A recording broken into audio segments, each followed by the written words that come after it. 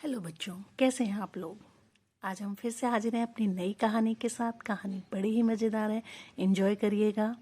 तो शुरू करते हैं आज की कहानी। आज की कहानी का नाम है the wind and the sun. Wind means होता है हवा, तेज हवाएं, और सन मीन्स सूरज। तो आज देखते हैं क्या होता है इस कहानी में। मैं कोशिश करती हूँ कि स्मॉल और बहुत इजी लैंग्वेज में आपके लिए लेके आऊँ, जिससे कि आप बिगनिंग से, स्टार्टिंग से सीखें कि किस तरह से छोटे छोटे सेंटेंसेस को इंग्लिश से हिंदी में ट्रांसलेट करते हैं। तो चलिए शुरू करते हैं आज की कहानी। ध्यान से सुनिएगा।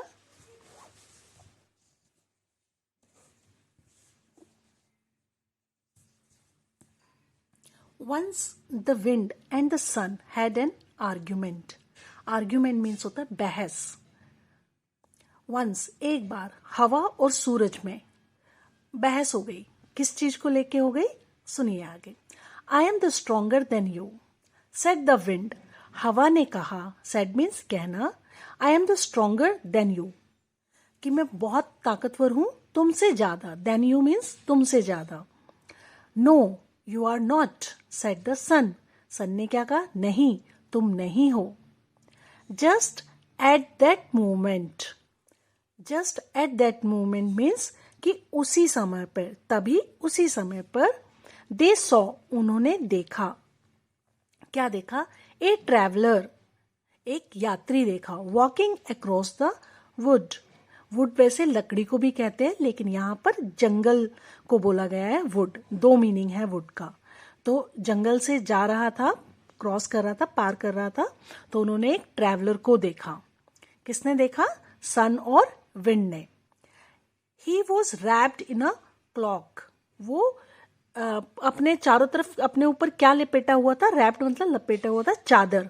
ओढ़ने की चादर को क्लॉक कहा जाता है। The sun and the wind agreed that so whosoever of them could separate the traveler from his clock should be declared the stronger.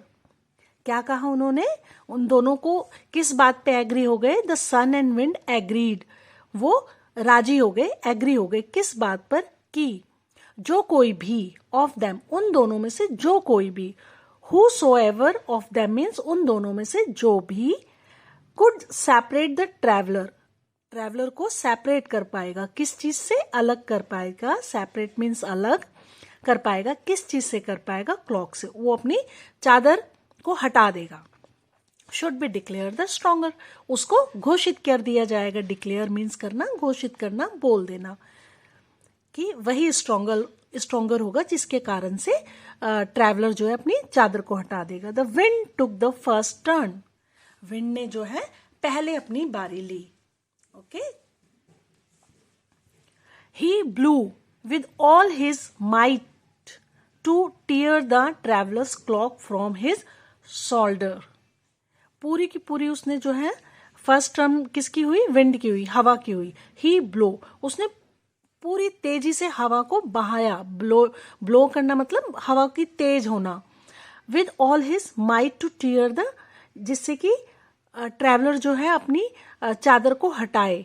From his shoulder, कंधे से अपने चादर को हटाए। बट लेकिन द हार्डर ही ब्लो, वो जितना तेजी से हवा बहाता, the tighter the traveller grip the cloak to his body, वो उतनी ही तेजी से, उतनी ही मजबूती से उस चादर को अपने ऊपर खींचकर लपेट लेता। The struggle went on till the winds turn was over.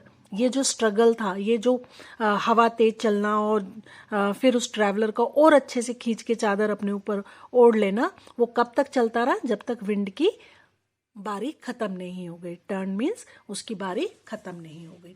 तो आगे देखते हैं क्या हुआ फिर इस कहानी में।